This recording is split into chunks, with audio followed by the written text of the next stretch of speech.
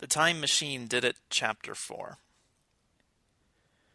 Everything should have been great once we got to the police station. The police and I are on the same side of the fight for truth and justice. Teammates, like ham and eggs. But I didn't like the way things were going this time. They had me in the interrogation room, where they were beating the stuffings out of me with their billy clubs. Meanwhile, small-time Charlie was behind the one-way glass watching me being interrogated and wearing an honorary police chief's hat. "What do you want me to tell you?" I asked one of the cops. "We want you to tell us how much this hurts." They pounded me some more, then conferred. One of the cops said, "This is definitely the billy club for me, the Riot King. I like the grip." "I think I still prefer the Lump Master," said the second cop. "Let me try that one again." They beat me for a little while longer, then tried out various truth serums on me. "Which truth serum tastes better?" asked one. "It's hard to say," I said. "They're both so awful. This one, I guess." "He's lying, Lieutenant." They worked me over a little longer, trying out various brands of tear gas and suspect-kicking boots on me. You can't beat that kind of in-the-field testing. Then they spent a half hour pushing me off the tops of file cabinets. I don't know what that was about. I would have broken down and talked after a while, but like I said, they didn't seem to want to know anything. So I confined my comments to the occasional request that they quit it. Finally, they told me that Charlie had declined to press charges on the breaking and entering, so I was free to go. This was good news. I'm always glad to be free to go. But the way I'd been treated kind of stuck in my craw a little bit. There was a part of the police pencil stuck in there too, and they were returning my possessions. As they were returning my possessions to me and processing me out, I took the opportunity to complain to the desk sergeant about the treatment I had received. "The arresting officers didn't even read me my rights," I complained. "They just stapled them to my forehead." The desk sergeant looked at me for a long moment. "That's awful," he said finally. "I blame myself." Detecting a sympathetic ear, I started showing him some of my bruises. He made a slight motion with his head, and two policemen walked up to me. I started showing them my bruises. I picked myself up off the pavement in front of the police station and started limping home. I couldn't figure out why Charlie, clearly the bad guy here, had gotten such good treatment while I, the good man, had been knocked all over the lot.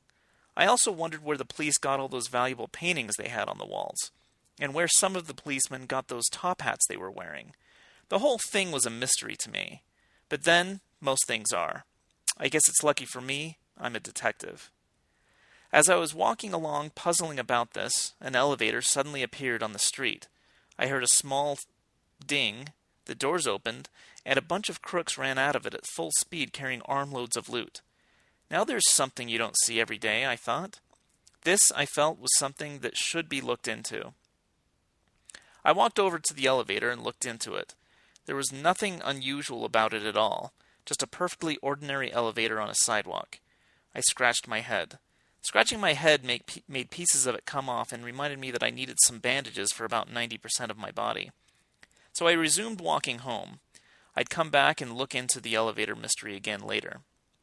I turned the corner and headed up a residential street, bumping into a half-knocked-down mailbox. I straightened it. Then I noticed the name on the mailbox, Professor Groggins. That name rang a bell. I looked up at the house. The door was wide open and hanging on one hinge. The front window was broken, and there was a trail of valuables leading from the porch to the sidewalk. Looked like trouble at the old Groggins place. I headed into the house to take a look. It was obvious that Professor Groggins' house had been robbed very thoroughly. There were even empty spaces on the wall where it looked like some diplomas had been hanging. I remember the diplomas on small-time Charlie's wall. There was some connection there. I'd figure out what it was in a minute. I found the door to the basement and went down to see if anything was missing down there. The basement was set up as some kind of laboratory. It had been tossed pretty good, too. All that was left were a lot of half-finished inventions. It began to dawn on me that this guy Groggins must be an inventor. I could see why the burglars would have left all those gadgets behind. Pawnshops and fences weren't interested in unfinished merchandise, no matter what their scientific importance. They'd been burned by Einstein and his crowd before. So there was no easy way to turn these things into cash. but one invention had definitely been stolen from the room. A glass case had been smashed open and the contents had been removed. Above the case was a sign that said, "Time Machine, Mark V." Mandible was still living in the gutter when I got there, but now he had a tramp butler, so I guess things were looking up for him.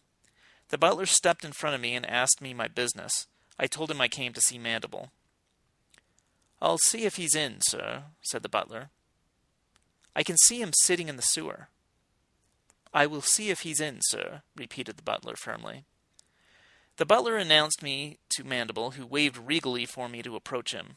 He was using a couple of stray dogs as a table, and had his feet up on some crud. I sloshed over to his august presence and told him he might not be so crazy after all. He snorted.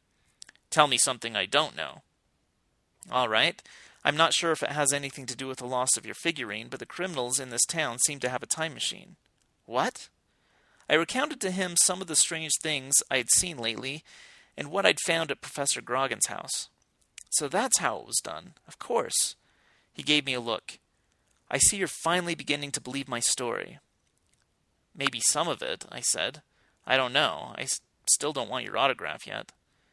"But you're back on the case? Good. Now I want you to find that time machine, get a hold of it somehow, then report back to me for further instructions. Here's another blank check." He absently reached into his pocket, pulled out a piece of paper, and handed it to me. I looked at it. It was a fast food wrapper. It was probably as valuable as anything else he'd given me, so I stuck it in my wallet. As I walked away, I looked back and saw that Mandible seemed to be doing his best to rebuild his fortune, using what he had at hand. "Turds for sale," he shouted. "I've got turds."